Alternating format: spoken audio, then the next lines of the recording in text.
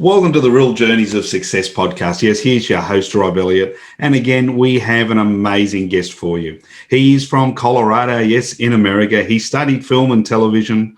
He has his own production company and film company. And these days he helps people bring courses to the digital age. Welcome to the podcast, Noah Mittman. Thank you so much. That was a great introduction. You summed up everything in my life. That was awesome. Okay, well, that's the end of the podcast. We'll move on. That'll be one of the world's quickest podcasts. Mate, just to get people going, what's the Noah Mittman story? Where were you born and how were you at school? Yeah. So I'm originally from California, Moraga, California, and moved out to Colorado actually for college in 2007. Yep. And got I got an associate's through like a community college, and then went for the film degree and got close, but then at the end of it realized that a film degree, at least where I'm at, doesn't hold a whole lot of power or, really get you anything. So when the money ran out, I decided to not continue and just kind of jump into doing my own thing. And because the reason I was at film school was I've loved movies since I was a kid. Actually, it may even be, I don't think I've told the story on a podcast. My movie love started, I think, because I didn't have a TV in the house as a kid until I was like 12. Wow. So we didn't have a TV. So as soon as we got a TV, I was just binging movies. Yeah. Just all, back with when Blockbuster was a thing. Go on a Saturday, riding my bike with, listening to the Pirates of the Caribbean soundtrack just to like fuel me. And what ended up getting me into oh my God, I could actually do this was I was watching the behind the scenes featurette for The Matrix. And just seeing, all the people on set and all the action happening. I was like, oh, there's a lot of people working on this. This could actually be a really cool career. And so got a camera a few months later and started making cool shit. Oh, can I swear on this? I don't know. I think you've already done it, so it doesn't matter. Fair. But basically, yeah, I mean, what I wanted to do from day one is just to kind of make cool shit and impact people and, cause emotion and deliver knowledge and all that stuff. So it started there and, I realized I was maybe good enough to be, because I've been making stuff since high school. I've been kind of that started, I started in parkour and making kind of fun videos like you do. And 2012 realized that I was maybe good enough to do it professionally. A buddy of mine on a shoot was like, hey, you're really good at this. You should, you probably could be pro. And started with, the classic weddings and music videos and all that stuff, which I still do occasionally, and into the pro world and into the video world. And a lot of it was DIY and figuring it out as I went, which is why I think I'm pretty good at coaching people now that are doing it themselves for their courses or their content, because I know exactly where they were at. I know what tools they have available based on their budget, based on anything, and can really help some people. Again, my whole thing is to, stop waiting and start creating. It's get out there, get your message out, get your impact going and build your thing. So you would have started on tape and then gone into digital. That's correct. Yeah. Yeah. No, I started on mini DV tapes. Yes. Which, anybody that's worked with them know they're the worst. Again, they were good for the tech back then, but transferring that whole, what was it? I think it was on Final Cut. It's like a capture software where you had to capture the, oh my God, most painstaking process ever. So now being able to, with memory cards, to just slide in your computer and transfer files over. Yep. I love it. I love digital. Mate, it's, I remember as an early days, I was what we call a roadie, where I worked for the band, and we had a thing called, that Echo in those days was that it would record and replay. Yeah. Very quickly. And it was back in the tape days. And it was a screaming hot night in Sydney, Australia. Humidity was up. And, of course, the tape had gone around 3,000 times. You know what happened, don't you? Tape broke. Echo gone. That was it. So it wasn't long after that we went digital. Yeah, exactly. Except now the memory cards, you have to be really careful because they're pretty fragile. Especially, I can't, what freaks me out is even having and now again, this is, a lot of people are doing stuff on their phones, which is exactly where I say to start. But if you do move above that into the higher space, you start to deal with more technology and more stuff. So having like 128 gig mini micro card is almost like, that's almost too much trust in like something super fragile like that. Man, so true. So before when you're at uni, and we know you dropped out, but in the industry you're in, it doesn't mean you have to have a university degree. Some of the most creative people are the worst in class. Yeah, that's I mean, and here's the thing, like so it's good to invest. So similar, I mean, we were talking before, like doctor, lawyer, medical, all that stuff. Sure, yes, if it's required to have a degree, great.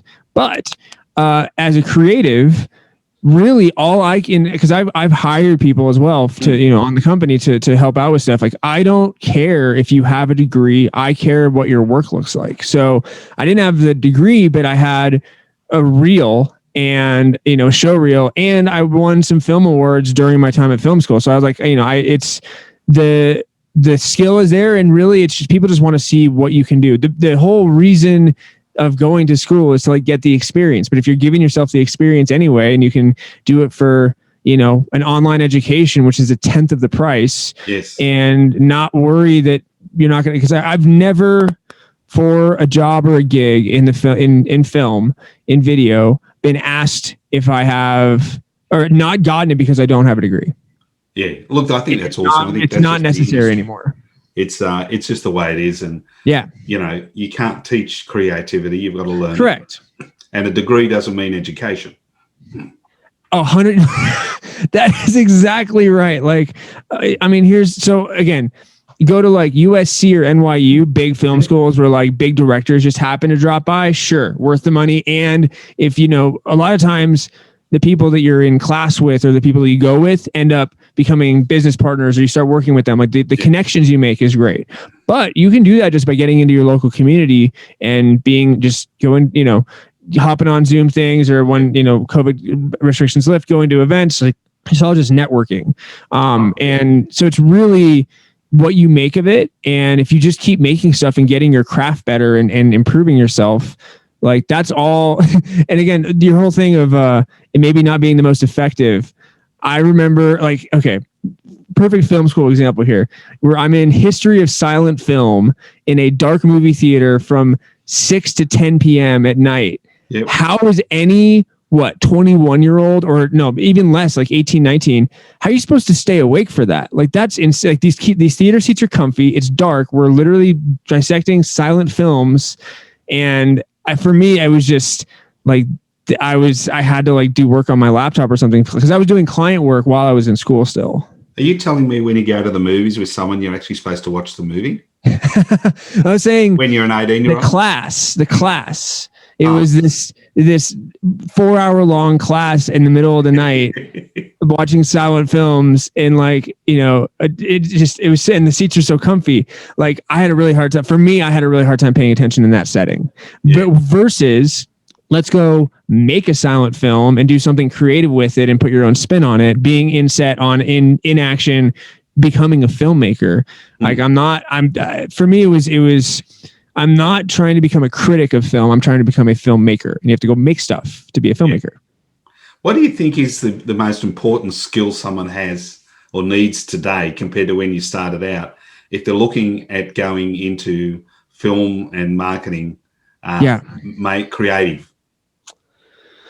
That's a good question. I would say, just kind of the openness that being creative gives you, because you're always open to new ideas, new trends, if any, thing that comes out strikes you in an interesting way, the ability to have your spin on that. I think that's the kind of essence of creativity, is like, what idea comes to my mind that is a new spin on this thing that could potentially add to the conversation. So that openness and that lack of ego of like, I'm making my thing, like be open, have, be able to be yes and when new ideas come in, and be able to be playful like that. Cause it really, like, true creativity is playing. I think it's kind of that flow state, reach.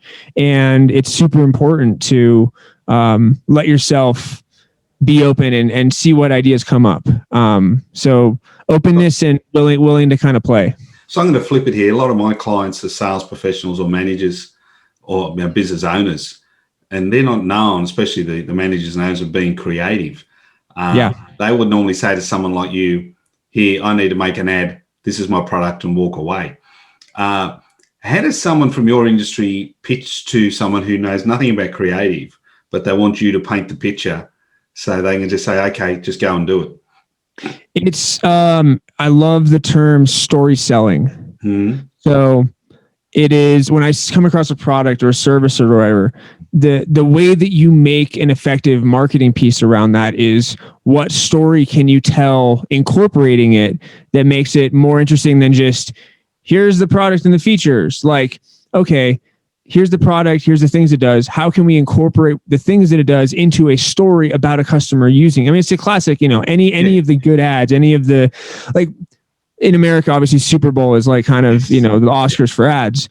Like, why are those ads better sometimes than your normal ads? And it's because they tell better stories. There's more character. There's more, you're more invested because it's storytelling. So that's really what I try to say for everybody is like any client, anybody that comes in, even coaching, like with your promotion, with the stuff you're doing for marketing, what is the story you can bring people along with to get them hooked? Because that's all the good marketing is going on a journey with somebody.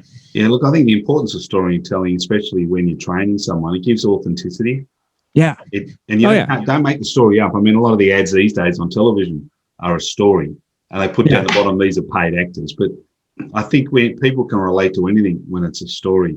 What have you seen change? I mean, you're still going through the COVID thing in America. Hopefully you'll come out of it where, fingers crossed. Nearly out of it. Yeah. Cool. There is a little, the light has appeared at the end of the tunnel, I think. Yes, well, we all wish that you guys can come out of it quick. If you look post-COVID, pre-COVID, what's the biggest difference you're going to see in creative? Because what I'm seeing at the moment is a lot more ads have a lot more animation. Yeah. There's people. And in many cases, the quality's dropped.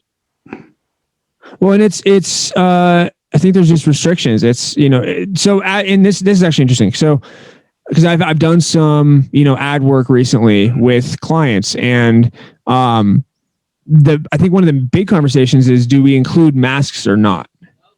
Do we, is this going to be so when I say that is, if there's no mask on, obviously there's a good distance amount there. It's an interview. We're not like right up on each other for not having masks. But the question creatively is, do we want to date this for, is this going to be just used for the next month to 6 months, or is this going to be an evergreen ad that they can use for the next 10 years about their company, to where masks eventually are not going to be a thing anymore? So it's like, so that's kind of the question is, part of the COVID thing. But yeah, no, I do. I think, if you can't get together and film, animation is a good, and again, it's all storytelling. What kind of story can you tell with your animation, with your, even working animation into like live action? It's just that's where the creative really comes through.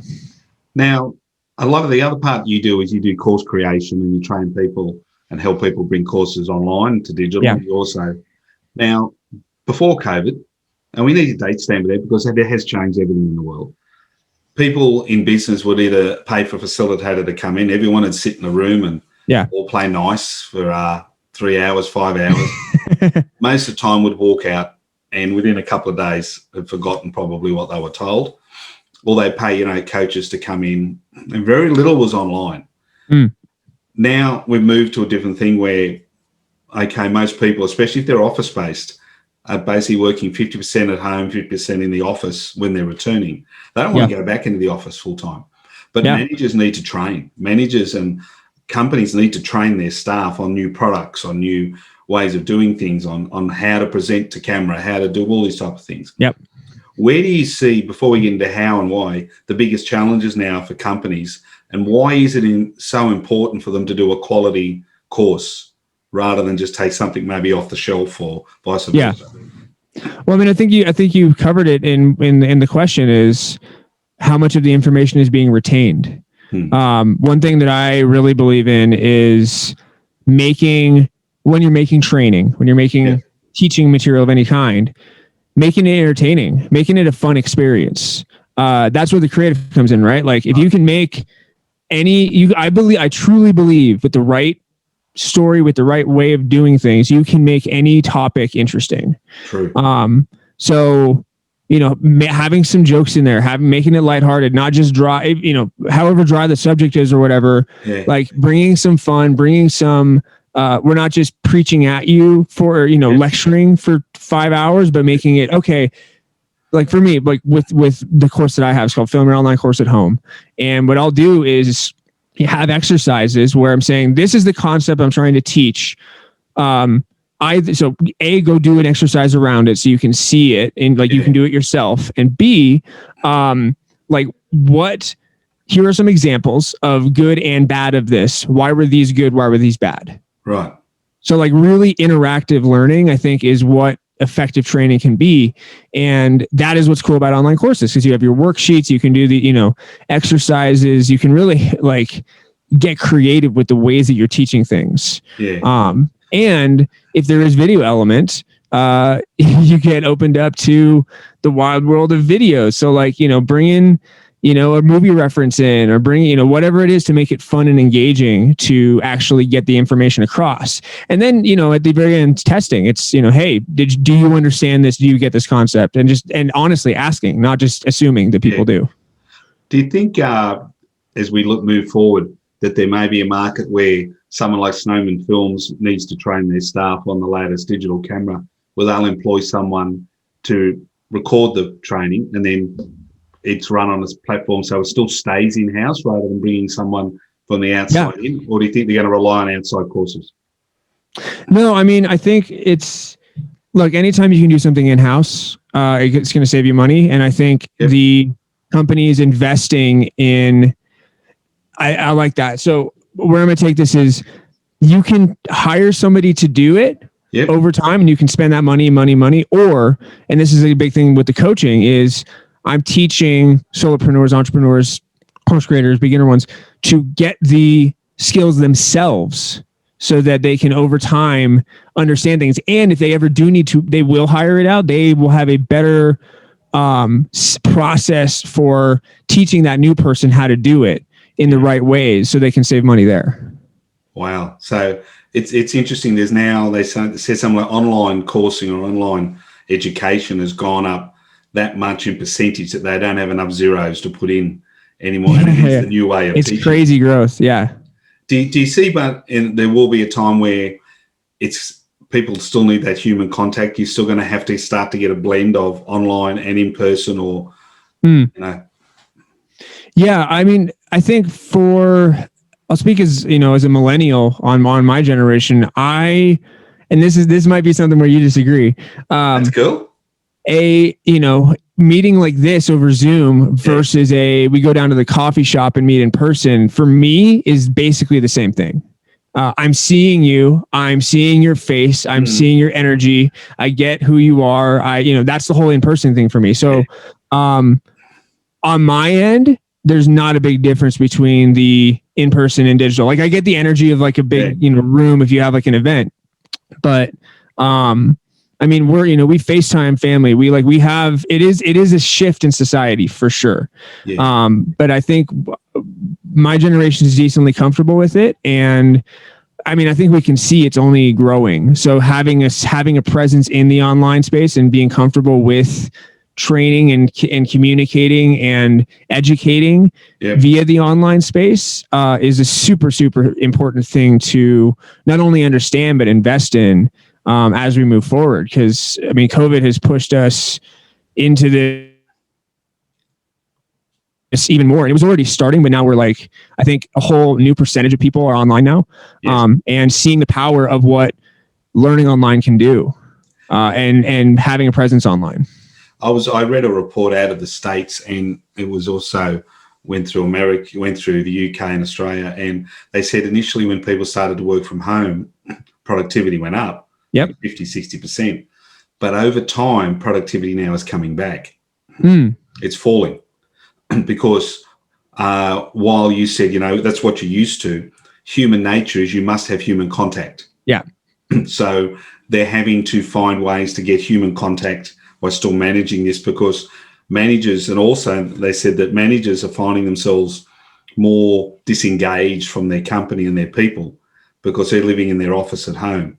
Right. Not talking to Joe or George or Jolene down. You don't get that like water cooler moment. Yeah. So they're not finding out. Yeah. It's going to be an interesting balance. So when it comes to online course creation, if someone's just starting out and they've got the most amazing knowledge, they know what they're doing, and this is what scares me with where we go now, where we're not talking. We can't talk to the person who's been in the industry 10 years outside having a smoke or doing whatever to find those little bits that aren't in the book. Yeah. How do we tap into that knowledge that we can potentially lose now? Yeah. So, I mean, in terms of creating something to put it out or getting that knowledge from, you've got, say you're running a business and you've got some employees that have been there a long time. Yeah. And they've got knowledge that isn't in a book. It's just from experience, from making. I got you. So they can create something to help the rest of the company. So how does a business then turn around and say, well, I can't afford to lose that. Yeah. I've trained that. I've nurtured that. But my new people coming in don't have that interaction. I mean, I think something like that in that very specific case it'd be kind of cool to do a educational series on specific topics that can go out to the whole company, based on, because again, I'm guessing where most of these super veteran, super experienced people's knowledge is in something very niche and something very specific. Normally, yeah. So creating content, creating a course series around that specific topic. And then eventually over time, you get this, as company assets, you get this library of really good knowledge on specific topics that, I mean, think about the next person eventually that will have to get trained in that topic, and how much faster, you can spend, months training with this person one-on-one, or if you can have them create a really good course, you can condense that knowledge down into a couple hour training that is very like, here's the thing to learn. Here's how to, here's, do an exercise around learning it, all that stuff, figure out their learning style. And that knowledge gets transferred, generation to generation, because you've documented it.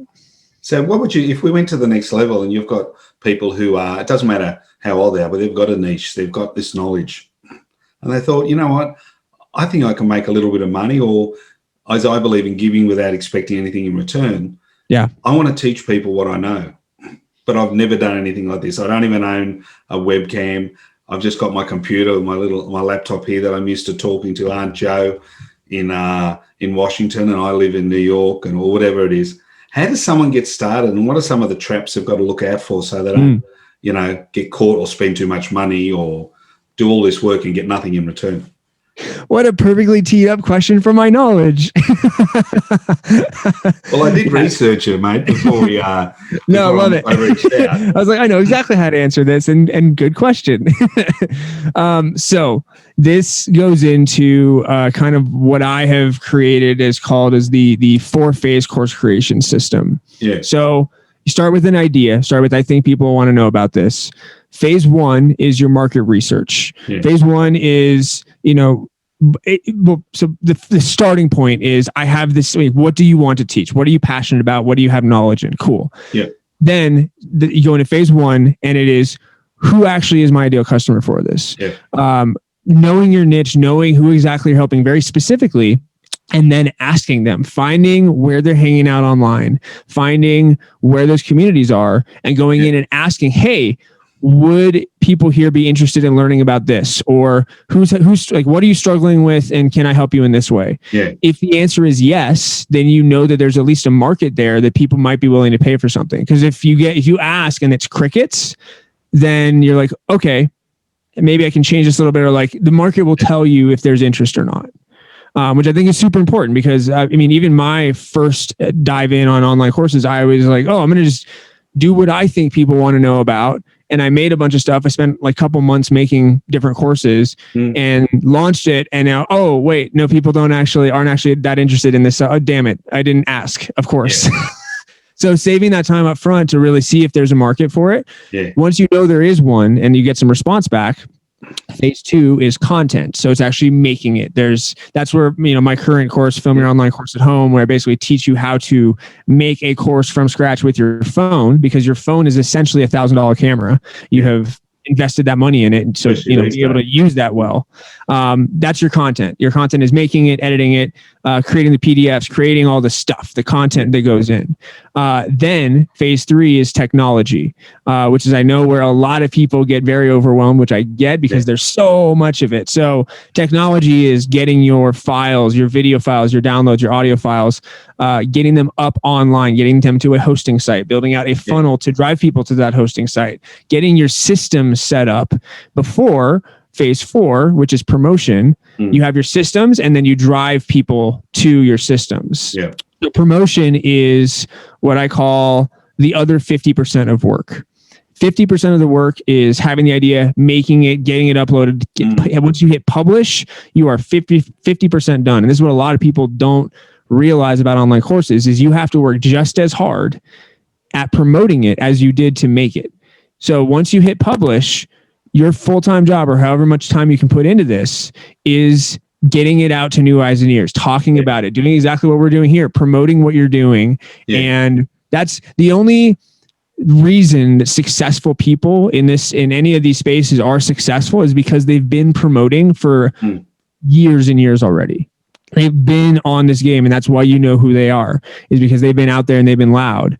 And so promotion is a very important step. And promotion is essentially never ending after, once you're selling your thing, you just keep promoting it. That's why the whole passive income thing, like, sure, you may make some sales. Like, if you bought something from me, I would probably be asleep when you're awake generally. So yes, that can be making money in your sleep, but I'm still working my ass off to promote it and get the word out and get people to hear about it. So really, it's no different to corporate launching a new car or a new phone. Yeah, just absolutely. On a scale.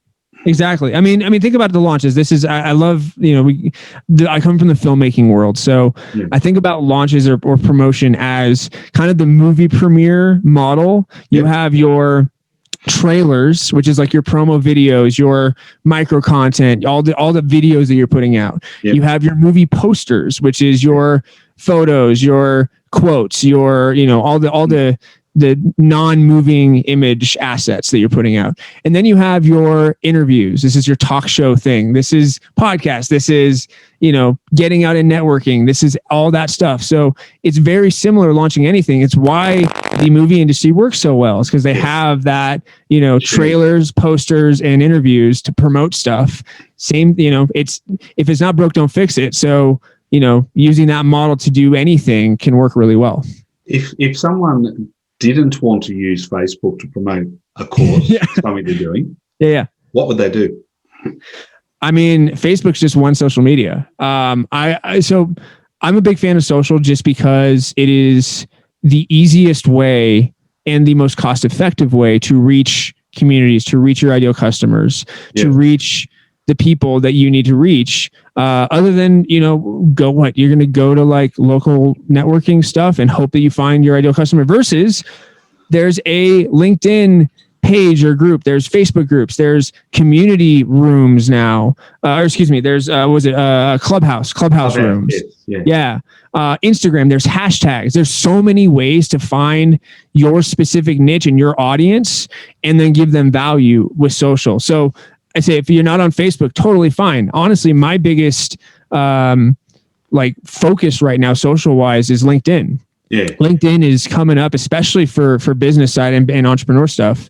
It is kind of what Facebook used to be in the early days. So your organic reach, your connection ability, it's really a cool place right now, and it's growing.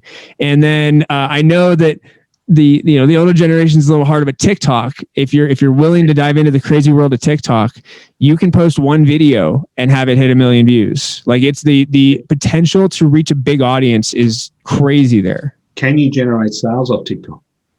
Potentially, yeah. I mean, if you're putting out value content, so everything, my TikTok plan is essentially, so I'll tell you my kind of promotion plan with what I do is, especially because around video stuff, I have a bunch of micro content ideas. So none of my videos are going to be longer than 59 seconds because that will work for every single platform as it goes out.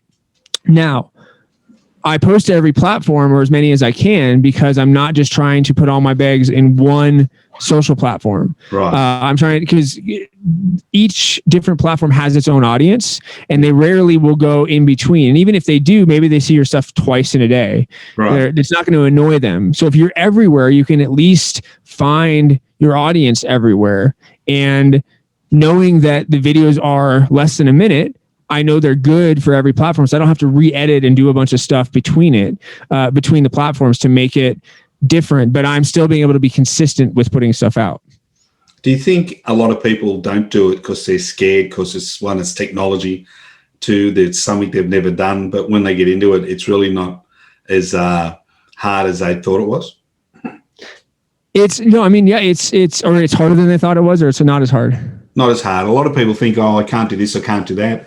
But one of the biggest take-ups of social media is people over the age of 70. My Rotary Club, a lot of our members are 80, 75, 80. And when COVID hit, we went online. And people said, you'll never get go online. Never do this, never do that. One of the guys who is our Zoom, as we call him, master, he's 77. Mm-hmm. And we broke everything on them. And they absolutely love it. Yeah. And they put some people 20 and 30 years to their younger than them to shame. Because again, it's that what you did, the beginning question you said of like, what's the most important thing? Being open, being teachable, being willing to evolve as things go is the most important thing you can have with this, because this is like, we're in an age where a new app comes out every however long. And if it's actually hits, like say Clubhouse recently, the ability and willingness to be able to put yourself into new places and roll with it and evolve is what's going to eventually be what makes you successful. It's there's a great saying. It's like being on a new social platform early, or getting into a new space early on it before it blows up. Like the online courses right now, it's going to be doubling in the next or more in the next like 3 years here. The growth is absolutely massive. So it's getting your Malibu beachfront property before it's Malibu. Gary Vaynerchuk talks about exactly that all the time.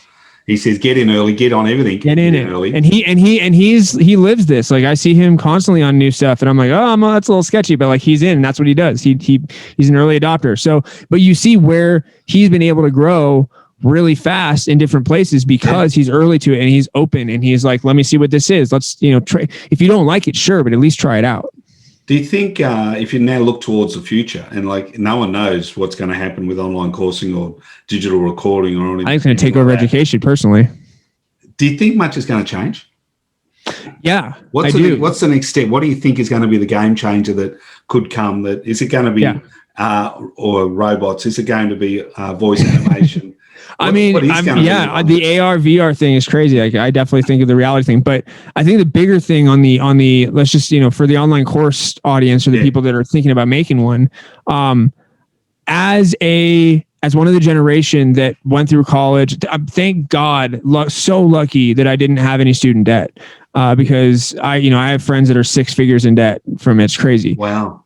And the reason I bring that up is that the generation now that went through that, us having kids, we're not going to be pushing college in the same way as previous generations because a lot of us got screwed over by it. So I think education is going to start moving. It's already online, but I think it's going to stay online a fair amount. And the online course space, because of that, is going to thrive because you can now, instead of going to university where maybe your professor knows what they're talking about, maybe they don't, maybe they're just reading out of an old textbook. True. Versus, somebody that you respect online that you've been following for a long time coming out with a course that's a tenth at the most expensive for a course. It's a tenth of the price of what university would be. So you see your power shift. You're going to save money. You're going to be able to do it on your own time. And because you don't have, like in America, you have to take in the very beginning of say college, you have to take the prereqs. So you essentially have to take high school again, which is just the most ridiculous ridiculous. Why? It's so dumb. You just went through it. So again, with the online courses, you can study exactly what you want to do. You can go after your interests, especially when you're young and figuring it out. Trying a bunch of stuff out is so important. So the accessibility of education, high quality education from people that really know what they're talking about in different spaces, the learning, like you're going to just be a fast learner. So you're going to really be able to like take control of your education and really get good at something when you find that you love it. So I think that is what's going to change over time is the systems that we have set up, they're a little bit outdated, are showing that they're outdated now. And unless they kind of, bring a similar model, the online course space, I think, is going to be the future of education. Yeah, a lot of the universities in Australia have been bleating, as I call them, about the numbers are down because we do a lot of international students. Yeah. And they've stopped coming, of course. And they've got all these big, beautiful campuses with all these costs and all these overpaid, high-priced courses and lectures. And then you've got what we call TAFEs, which are the ones that they still do a BA, as we call it, but they're more on the line of the trades, the engineers, the production and all that. Right. And they're amazing. They do course creativity. They do all that. And the majority of them in Australia are government owned, but within 2 months of COVID hitting, they moved 80% of their stuff online. Yeah. And these guys have got most of the lecturers and the people who teach in this space are industry people. The mechanic that's teaching the mechanics works as a mechanic. So these people know this. Exactly. Yeah, exactly. That's the big thing for me is the, with the quality of education, is the person teaching it qualified. I can't tell you how many film classes I took where the person teaching it didn't have, like, I was like, what's your resume? Like, how are you, I want to learn, but like, who are you and what have you done? What have you worked on? What shows have you been on? What, are you a film, like, are you just a teacher that is, just saying the concepts to say the concepts? Like, why should I be giving you my time? Of course, that was maybe why I dropped out. But my thing is, like, I've been studying film for a while already. So like when I had to go back into like editing 101, I was like, oh my God, like, can I help the class? Because you're not doing a very good job about teaching this. I know how to use these programs.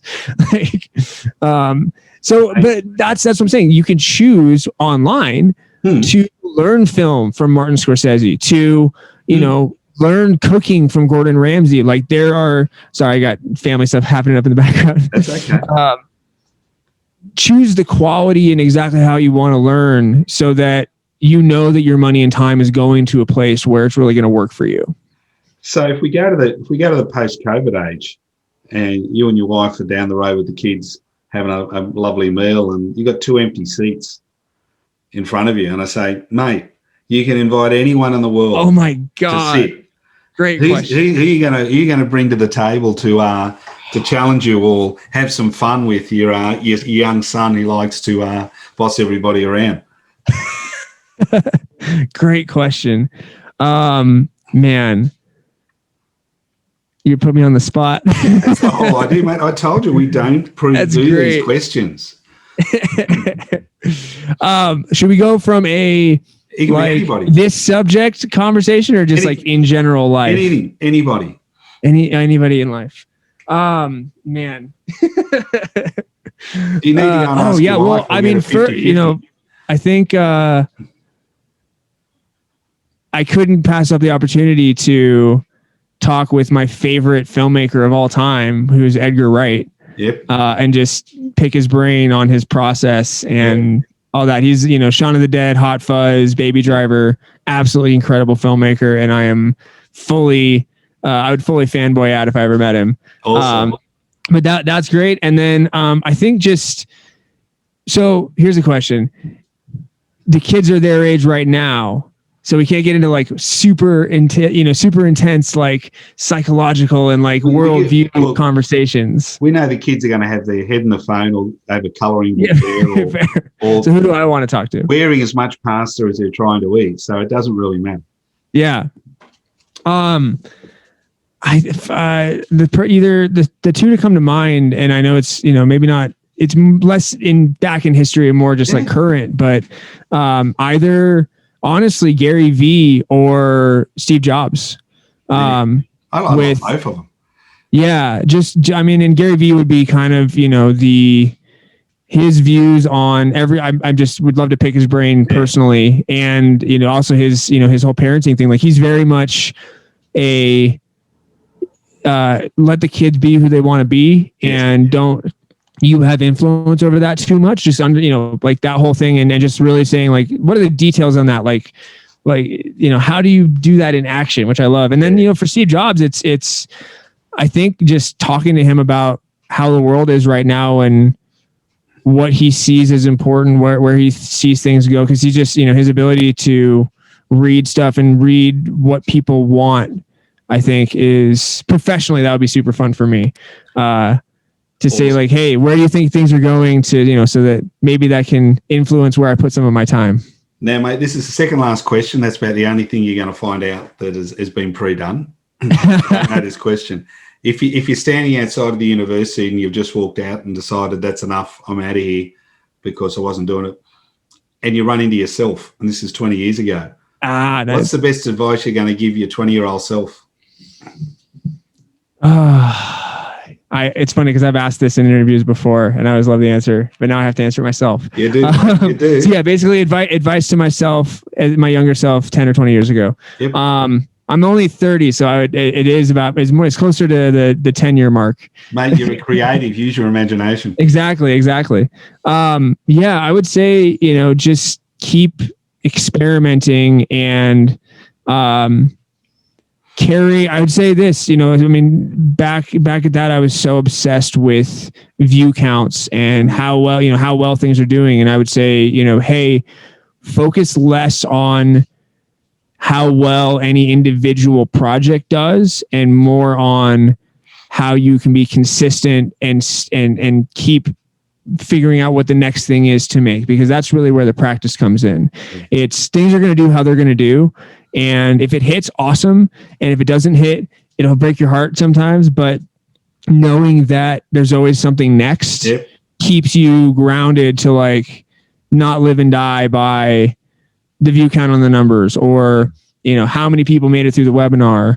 Knowing, let's take it for the online course space. Like, how well did this promotion do? And my mind will be on, okay, what's the next thing that we're doing, and see how that plays with this. So I think just keep making stuff and experimenting, and don't be afraid to take risks and put more of yourself and your heart into what you're doing, because that's really what makes the difference on the success of something. I think is if you are in it fully, if you truly stand behind it and believe in it, it's because it has something of you in it. Yeah. As I tell people when I'm doing sales coaching, is just for you. So yeah, and which I know is like the most stereotypical thing to hear, but it's like true. It's so true. It really is. Like, it's nothing. I had a great post recently that was like this thing I realized, which is perfection is not a destination; it's a direction. You're never going to be perfect. We're human. We're not perfect. Yeah. In general. So stop worrying about how you're perceived and be yourself, because your flaws are what make you interesting and make you different, and why will make people pay attention. And so just doubling down on your own personality, but you really have to know who you are to be comfortable with that. I think it was Albert Einstein said, "Be a voice, don't be an echo." And I think that's what a lot of people, too many people are being echoes. That's great. Man, before we wind up here, so many people are going to be listening to this. They're going to have a million and one questions. I want to come to you. How do people find you on the web, on Instagram and all that? Where do they go to look after you? And I will put it in the show notes in case people miss it. Yeah, no, reach out to me. So Noah Mittman, NOAHMITTMAN. Connect with me on LinkedIn. Friend me on Facebook. The friend requests are lining up on Facebook, so it might be a little while on that. But you can find my name pretty much anywhere. And if you also search Snowman Films, that's my Instagram handle. That is I think my LinkedIn is Noah the Snowman. I'm either Noah Mittman or Snowman Films, and you will find me pretty much anywhere. I'm on, LinkedIn, YouTube, Facebook, Instagram, TikTok, Clubhouse, all that. I'm not having large presences in all of these places, but I have some presence. And yeah, I'm definitely focusing on LinkedIn. So that's probably going to be a fast way to get a hold of me. Mate, awesome. It's been an absolute pleasure listening to you. I know there's a lot of people are going to take a lot of content out of this, and you're going to get them going, Shivers, I can do this. I'll have to get in touch. They can. Everybody, you can do it. I got you. I believe in you, and the world needs what you have to say and what you have to teach. I love the pitch right towards the end, mate. It's been awesome listening to you. And as we say to everyone at the end of our shows, have a groovy day. You too.